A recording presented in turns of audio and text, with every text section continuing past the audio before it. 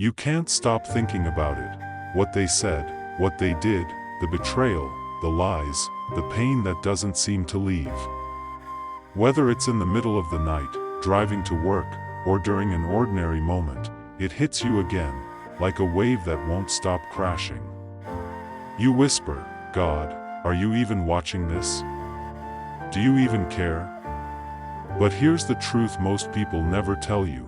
While you're losing sleep over revenge, God is already moving.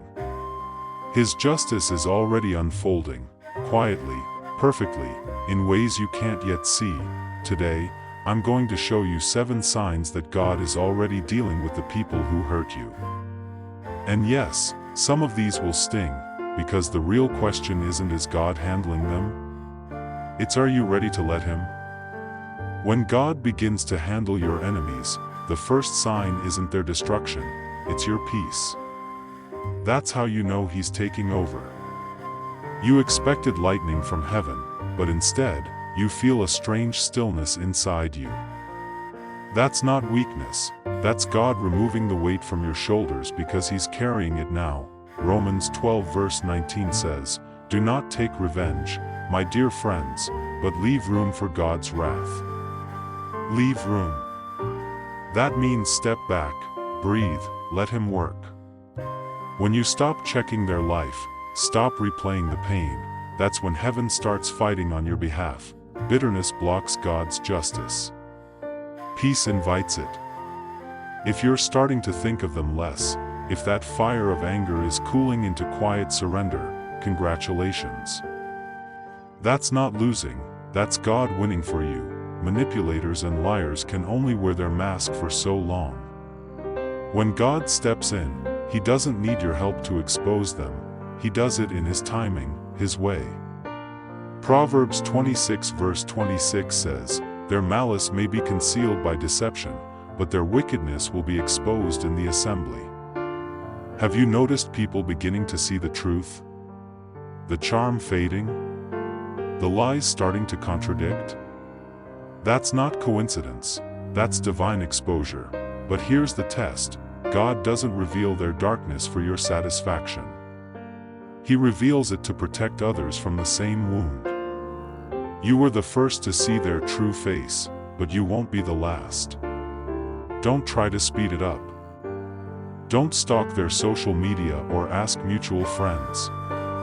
God doesn't need your surveillance, He's already pulling the curtain back. God doesn't just restore, He restores strategically. Every attack becomes a setup for blessing.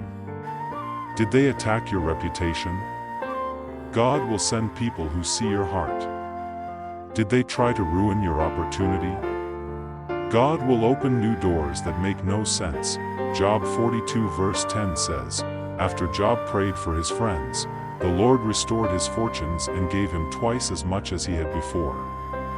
Notice that, after Job prayed for the people who hurt him, your double portion doesn't come when you fight back, it comes when you let go. Release them to God. Stop clinging to the pain like it's part of your identity. The same place they tried to destroy you will become the place where God displays His glory. This is where God's justice gets personal. Suddenly, the person who lied about you can't seem to keep their own story straight. The one who stole from you is now losing money. The one who betrayed your trust is now being betrayed by someone else. Galatians 6 verse 7 says, "Do not be deceived, God cannot be mocked. A man reaps what he sows." This isn't karma, it's biblical law. When you see it happening, your flesh will want to smile. But spiritual maturity says, "Lord, have mercy on them." Because your prayer proves that their actions didn't destroy your heart, they refined it. God doesn't want you to watch their downfall with joy. He wants you to witness His justice with reverence. You'll know He's working when you can look at their fall and still wish for their redemption. When God handles your enemies, He doesn't just defend you, He promotes you. Not to show off, but to prove that no one can block what He blesses. Joseph's brothers threw him in a pit to silence his dream. But in Genesis 39, the same betrayal that was meant to destroy him became the pathway to his purpose. What others meant for evil, God meant for good. You'll know this sign when doors start opening that you didn't knock on. Opportunities appear you're not even qualified for. People who ignored you before suddenly want your wisdom. But here's the warning: don't waste your promotion staring back at the pit. Don't look back at who hurt you. You've been promoted, act like it. The best revenge is peace, success, and obedience. This one is powerful. When the pain that almost broke you starts bringing healing to others, that's the fingerprint of God. The enemy meant your suffering to silence you, but God turned it into a sermon. When someone says, "Your story helped me forgive," or "I went through the same thing and you gave me hope," that's not coincidence, that's redemption. 2 Corinthians 1 verse 4 says, God comforts us in all our troubles so that we can comfort those in any trouble with the comfort we ourselves receive from God. Don't hide your testimony. It's not shame, it's proof. Every scar you carry is evidence that you survived something hell couldn't stop. You are not disqualified by your pain, you are qualified through it. This is the final and most freeing sign.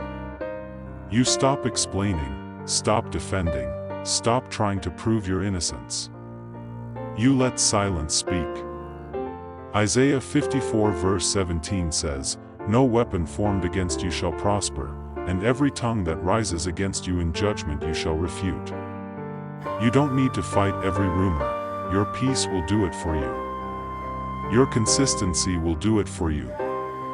When you finally let go of the need to be understood, God Himself becomes your defender. You'll look around and realize you no longer care who believes what. You're free. And that's when God tells your story better than you ever could. So now the question is no longer, is God dealing with them? The question is, are you ready to stop watching for their fall and start walking into your rise? Stop checking their page.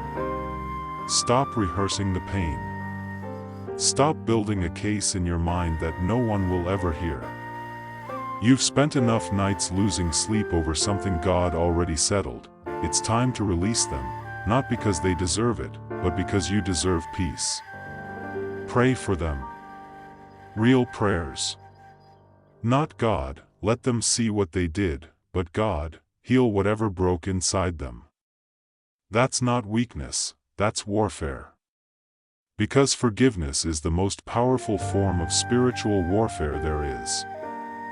While you've been pacing the floor, God's been working. While you've been demanding justice, He's been preparing restoration. His timeline isn't punishment, it's protection. Stop waiting for them to break. Start walking toward your breakthrough. Stop watching their story. Start living yours. Because the greatest revenge isn't watching them fall, it's becoming so healed, so free, and so full of purpose that you forget to check if they're even watching. This is your confirmation. God has been dealing with them all along. Now He's dealing with you, calling you higher, healing you deeper, and leading you into freedom. Walk away from bitterness. Walk into blessing, because you don't need revenge, you need release. And that's exactly where God is taking you. If this message spoke to your heart, share it with someone who's still fighting the battle you've already won. Subscribe to The Narrow Way, and keep walking the path that leads to life.